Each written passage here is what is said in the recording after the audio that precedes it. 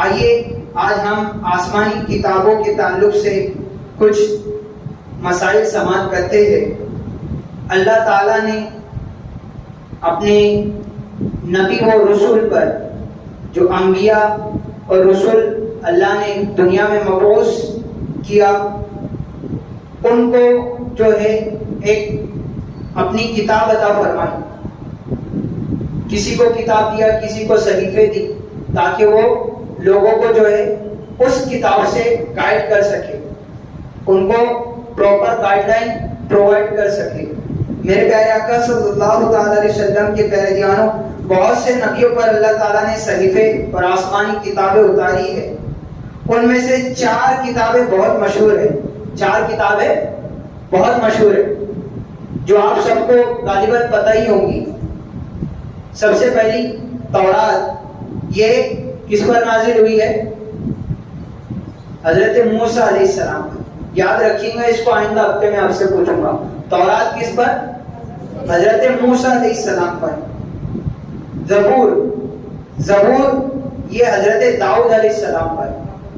اس کے بعد ہے انجیل، یہ حضرت عیسیٰ علیہ السلام پر۔ اور قرآن عظیم کہ سب سے افضل کتاب ہے، سب سے افضل رسول یعنی حضور صلی اللہ تعالی علیہ وسلم، احمد مجتبی محمد مصطفیٰ صلی اللہ تعالی علیہ وسلم پر اللہ نے نازل فرمائی۔ کلام الہی میں بعض سے افضل ہونا، یعنی جیسے میں نے ابھی آپ کو کہا کہ سب سے افضل کتاب کون سی ہے؟ قرآن۔ تو کلام الہی میں بعض سے افضل ہونا،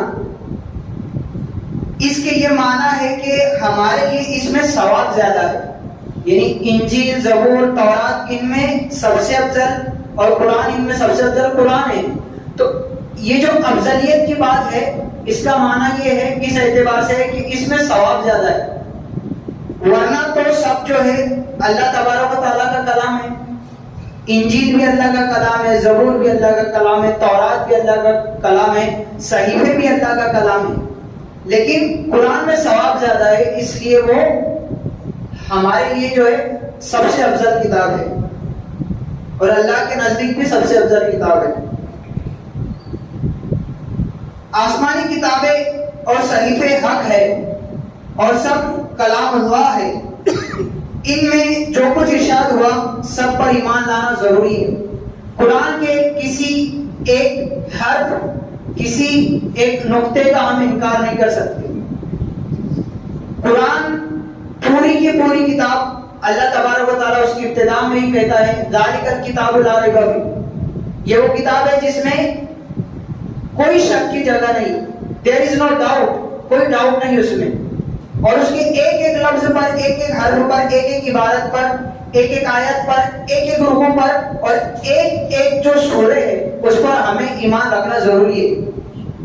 ایک آیت کا انکار، ایک حرف کا انکار، ایک لفظ کا انکار ہمیں کافر کر دے گا، اس لیے پورے کلام اللہ کو ماننا ہمارے لیے ضروری ہے۔ اور نہ صرف کلام اللہ بلکہ یعنی نہ صرف قرآن بلکہ قرآن کے پہلے جتنے بھی سابقہ کتب سماوی اتری ہے، زبور، انجیل، تورات، حضرت ابراہیم علیہ السلام پر جو صحیفے نازل ہوئی وہ، حضرت آدم علیہ السلام پر جو صحیفے نازل ہوئی وہ، ان تمام پر ہمارا ایمان ہونا ضروری ہے۔ کوئی شخص یہ نہیں کہہ سکتا کہ مسلمان ہے وہ اور اگر وہ یہ کہے کہ نہیں میں نہیں مانتا کہ آدم علیہ السلام پر صحیفے نازل ہوئی تو وہ کافر ہو جائے گا۔